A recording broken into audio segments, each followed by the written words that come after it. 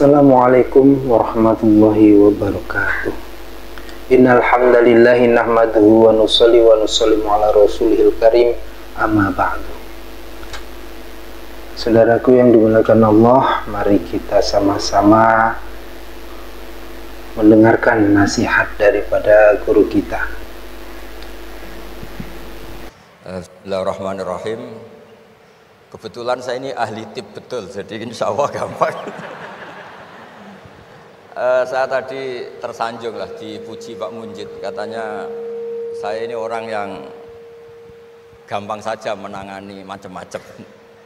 Memang faktanya gampang, dunia ini tidak ada yang susah. Yang susah itu tadi kata Abi Quraisy, hati kamu dikelola nggak apa-apa, gampang. Saya beri contoh begini, ada seorang kiai Abi Quraisy itu khusyuk betul, nggak mau berkawan sama perempuan cantik, katanya takut biologisnya kumat, takut sawahnya kumat. Kalau berteman orang jelek kan nggak apa-apa, Gus, nggak minat, apalagi orangnya merongos, kukulan banyak katanya. Terus tak ingetin, syahwat yang nggak pada tempatnya itu dosa, tapi ngenyek orang juga dosa kata saya. Artinya dia menghindari perempuan cantik tapi dosa menghina. Itu juga ada orang yang nggak mau berteman orang kaya, takutnya tamak gini-gini, senengnya sama orang miskin. Ternyata apa? Diperbudak, disuruh mijetin, disuruh-suruh. Dosanya yang berbudak itu. Jadi intinya dalam semua lini kehidupan tuh ada problem fikih. Makanya kita harus pinter-pinter berteman orang kaya, semoga kayanya untuk kebaikan. Berteman orang miskin supaya kita tawadhu. Melihat alumni UGM yang sukses kita bangga. Yang bikin masalah kita istighfar, gitu aja gampang kan urusannya. Artinya kiai juga sama. Kiai itu punya alumni yang jadi kiai, alhamdulillah. Yang enggak jadi kiai problem, ya kita istighfar semua di semua kehidupan kita. Nah, kata bapak, ini bapak saya, kalau pagi-pagi Abi Quraisy itu ada orang nyun sewu, orang miskin, sholatnya pas-pasan, pakai celana pendek, pagi-pagi rokok di warung. Bapak itu mesti bilang gini, hak, aku sing kiai ra mesti sebahagia itu. Sudah marung, nggak punya uang, ngutang, itu nyingkrang bahagianya, Masya Allah. Itu kata bapak, itu rahmatnya Allah, orang nggak punya karya, nggak punya prestasi sebahagia itu, jangan diganggu. Selama ini kita sebagai akademisi, sebagai dosen juga ikut salah. Melahirkan satu faham, bahagia itu kalau jadi dosen, bahagia itu kalau jadi rektor, jadi menteri. Sehingga orang itu tidak kok berbahagia dengan kesehariannya. Padahal orang seperti itu, sering saya ketemu orang nganggur itu. Wah enak Gus jadi wong nganggur, lah jadi menteri dikongkon presiden, jadi pejabat esok kudu ngantor, jadi wong biasa enak, wae turu-turu, wae ngopi-ngopi gitu. Intinya bahagia seperti ini tidak usah dibatalkan, biar aja tetap bahagia seperti itu. Karena kalau kamu jadi dosen, nyanyi Anda di UGM juga kamu nggak mau. Jadi itu penting, ngelola kebahagiaan itu penting. Jadi ini Mbak Aida, Mbak Aji, semuanya harus dilatih lah, bahagia itu dilatih. Syukur-syukur model wali ya, terus sujud, terus sungkem di Allah. Kalau nggak model wali ya dilatih yang gampang-gampang. Saya teringat konflik itu dimulai dari tersinggung. Saya ulang lagi, konflik itu dimulai dari tersinggung. Saya punya sekian khazanah tentang ngelola tersinggung. Saya berkali-kali cerita itu. Suatu saat Imam Syafi'i didatangi orang, cium tangan, terus hormat. Setelah itu orangnya menghujat. Dilaporkan sama santrinya, itu orang yang tadi nyium engkau, di luar menghujat engkau, menghina engkau. Imam Syafi'i tertawa-tawa, baguslah saya wibawa, di depan saya agak berani. Enteng saja, dianggap enteng saja. Enggak kok, wah itu khianat, itu munafik, enggak. Alhamdulillah saya wibawa, buktinya di depan saya tidak berani. Nah, ini tip Bu Rektor, kalau ada yang ngerasain jenengan di luar, alhamdulillah di depan saya tidak berani. Jadi enteng saja. Diceritain lagi, orang separuh dari kampung ini nggak suka jenengan Imam Syafi'i karena engkau terlalu ngendikan hak. Baguslah, kalau nggak suka saya berarti nggak ngutang saya. Yang masalah tuh yang suka-suka itu bisik-bisik minta-minta. Jadi dianggap enteng saja. Kalau Anda sudah bisa ngelola konflik seperti itu, ringan saja. Ada lagi ulama disuruh ke tetangganya, setelah datang ke rumahnya, irji falah hajata libik, sudah kamu kembali, saya tidak butuh kamu. Setelah sampai rumah dipanggil lagi, ya saya jadi butuh kamu, silahkan ke rumah. Datang lagi sampai 3 kali. Dan setiap dari 3 itu ulama tadi senyum, senang, puas sekali. Akhirnya pemuda tadi tanya, engkau saya bully, saya kerjain kok tetap senang ceria. Sampai 3 kali, ayo datang ke rumah saya. Setelah sampai rumahnya, sudah pulang aja, saya tidak butuh kamu. Setelah di rumah dipanggil lagi, Pak Yai jadi acara di rumah saya. Setelah di rumahnya, sudah saya tidak butuh kamu pulang. Sampai 3 kali. Dan fikul lil marroh di fitil kal marroh di semua itu beliau senyum senang menikmati. Terus tanya pemuda tadi, kenapa engkau tetap senyum-senyum menikmati? Saya ini penghamba Allah sejati. Senang saya sama ajarannya Allah, disuruh menghormati tetangga. Kamu tetangga saya, minta saya datang ya datang. Puas kamu nyuruh saya pulang ya saya pulang. Alhamdulillah saya jadi hamba Allah yang baik. Ngikuti perintah Allah, hormat tetangga katanya. Sama kita di Indonesia gitu. Kalau Anda tidak sepaham dengan presiden atau dengan bupati, perintah Allah itu hubungan dengan mereka baik. Cocok tidak cocok harus baik. Itu perintah Allah. Jangan yang cocok jika kita membebek, tidak punya prinsip, tidak punya ideologi. Saya diundang di sini, kalau nuruti nafsu saya tidak cocok. Kiai kok diatur-atur. Tapi perintah Allah disuruh menghormati kawan. Kata Rasulullah di sebuah hadis, inna min abaril birri silatar rajul ahla wuddi abih. Kebaikan tertinggi itu adalah berkawan baik sama teman bapaknya. Saya ini dekat sekali sama Profesor Zaini Dahlan, sehingga harus menghormati putrinya. Sebetulnya wajib hormat itu dosen UGM, kalau enggak dipecat kan. Tapi saya punya konstitusi sendiri. Jadi kalau hidup kamu sudah bertautan dengan Allah, semuanya indah. Maka na yu'minu billahi wal yaumil akhir falyukrim jarahu. Kalau kamu iman sama Allah dan Rasul, hormati tetangga kamu.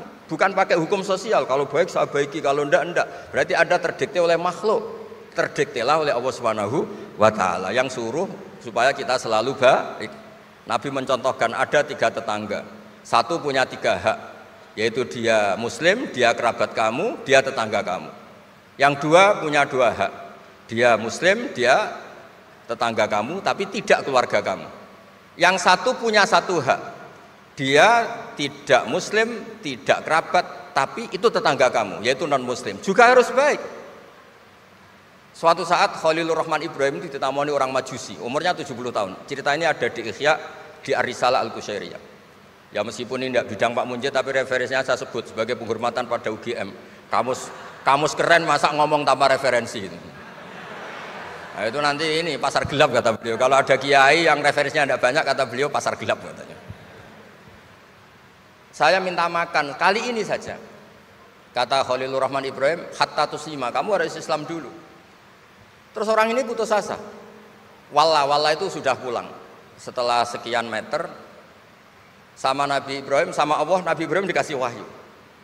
Ya Ibrahim, kamu tidak mau ngasih makan orang itu meskipun hanya 1 hari. Tidak, karena dia masih kafir, non muslim.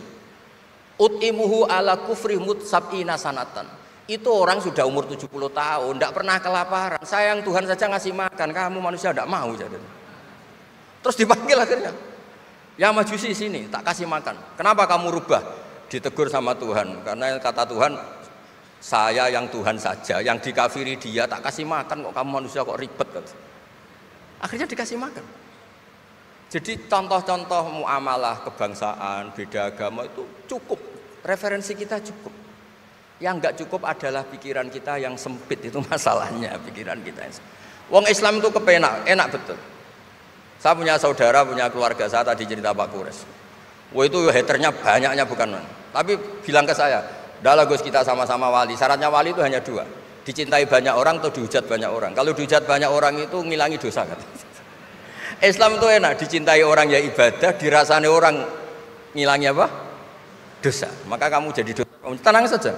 Kalau mahasiswa senang energi kebaikan, kalau tidak senang ngurangi dosa, kan enak kan? Monggo jenengan milih mana? Milih banyak pecinta apa banyak yang membenci. Tapi apapun itu terus kembali ke Pak Kores tadi. Yang semuanya dari semua itu adalah Allah Subhanahu wa taala. Kalau kamu nyari ridhonya Allah, enteng semua kan? Sudah enteng betul. Menyabari orang yang menyinggung itu ya ibadah. La taghdab faradda miraran faqala la taghdab. Tersinggung enggak marah itu ibadah. Wal kadhiminal ghaidh. Jadi itulah yang harus kita latih, saya itu sering ijtihad ya, bukan dengan makna yang mutlak ijtihad biasa. Saya ini termasuk kiai yang susah diundang. Saya datang ke sini bukan sebagai UGM, Bu Ova itu putra dari Profesor Zaini. Jadi jangan GR Pak Munjid kalau saya diundang UGM terus Pak Jumawa undang, biasa aja. Biasanya bukan karena meremehkan UGM, enggak. Memang ada aturannya. Kiai itu kan ya jaga hatinya. Jangan-jangan diundang UGM mari takabur. Kan ya kita mikir, kalau nggak mau jangan-jangan takabur, diundang kok nggak mau kan ya mikir. Ini cerita Pak Kores, ini kisah nyata. Saya tuh pernah diterima kasih kiai kecil. Gus matur nuwun Gus jenengan nggak datang kan? Oh iya iya. Kalau di dunia kiai itu kiai kecil kan diundang acara-acara kecil. Ya kira-kira salam templek 200.000 lah kira-kira gitu.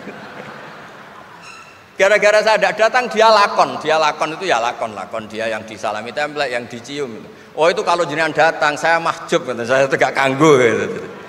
Jadi dianggap uang 200.000 itu dari saya. Ternyata menghadiri acara kecil itu tidak solusi juga. Kalau kita kiai besar datang ke acara kecil, ini namanya menghentikan rezekinya yang kecil. Itu ibarat toko besar dekat kelontong kecil gitu. Tapi kalau tidak datang, sombong betul setelah kiai besar diundang yang kecil gak mau. Nah itu namanya istihad. Istihad itu satu pemikiran yang tadi yang diceritakan Mas Haji tadi. Mau tidak mau kita secara sosial itu berdebat. Sebaiknya kita ini merakyat apa enggak? Kalau merakyat dengan tema-tema rakyat, urusannya makan, mungkin kita tidak jadi negara maju. Tapi kalau terlalu tema-tema besar, jangan-jangan lupa ngasih makan. Ya sudah, itu istihad. Ini yang terakhir saya cerita perbedaan pendapat. Dulu Al Haris Al Muhasibi itu pernah punya ide, ini temannya Imam Ahmad, temannya Imam Syafi'i. Ya Imam Ahmad saya mau ngarang buku tentang menolak faham-faham Mu'tazilah, faham-faham yang nggak benar. Menurut Anda gimana? Jawabannya lucu. Jangan katanya. Kenapa? Sebelum Anda membantah mereka, meluruskan mereka, pasti Anda cerita argumentasi mereka. Ketika cerita argumentasi mereka, jangan-jangan mereka lebih tertarik argumentasinya Mu'tazilah daripada argumentasi Anda. Berarti Anda ikut menyebarkan kebid'ahan itu. Terus oh iya. Nah ini mohon maaf ini mahasiswa UGM yang masih muda-muda ini. Misalnya rektorat bikin pengumuman. Nyun sewu ada gambar yang seronok, yang menarik. Terus ditulisi gini, jangan lihat ini bahaya misalnya. Orang lihat tulisan jangannya apa ngelihat gambarnya. Nah, tidak semua kebaikan disebarkan itu baik karena ini ada hitung-hitungannya. Saya sebagai ulama ahli sunnah misalnya, tahu madzhab Mu'tazilah, tahu madzhab yang lain-lain itu dari cerita ulama itu. Jangan-jangan ketika kita cerita bahaya NKRI misalnya, kita ini mencintai NKRI justru karena baca buku bahaya NKRI dalam ambang apa. Setelah baca terus tahu ekstremis, tahu ini itu, malah benci NKRI. Padahal kita ngarangnya demi persatuan NKRI, tapi kita tahu problemnya dari nulis. Nah itu hal-hal yang memang dalam istihad, dalam pemikiran itu, makanya saya hanya cerita yang ada di kitab karena ini keahlian yang memang saya diundang di sini, jadi saya profesional saja. Jadi di bab-bab seperti itu memang kita pasti gampang berteman orang kecil katanya merakyat, ternyata memperbudak. Enak kan Anda misalnya Pak Munjid berteman kampungnya di Kebumen, dosen UGM tinggal nyuruh minta mijitin. Kalau berteman rektor disuruh-suruh kan. Nah ternyata tidak merakyat. Senang berteman orang bisa disuruh, gak siap berteman atasnya.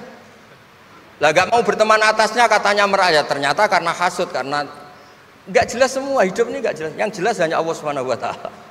Makanya menurut ilmu tasawuf itu qulillah tsumma dzarhum fi khawdi ma'labun, sudahlah kembali ke Allah. Berteman orang kecil ya karena perintah Allah. Kalau karena perintah Allah pasti inginnya ikram, memuliakan.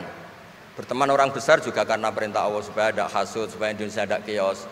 Kayak tadi yang didawuhkan Pak Quraisy, la imamun khasyum khairum min fitnatin tadum. Imam yang dengan arti salah itu masih lebih baik ketimbang chaos. Karena kalau chaos lebih gak kebayang. Ya apapun itu cukuplah khazanah-khazanah Islam untuk mendidik kita sebagai orang yang menjaga kebinekaan, menjaga ukhuwah. Ya, terima kasih.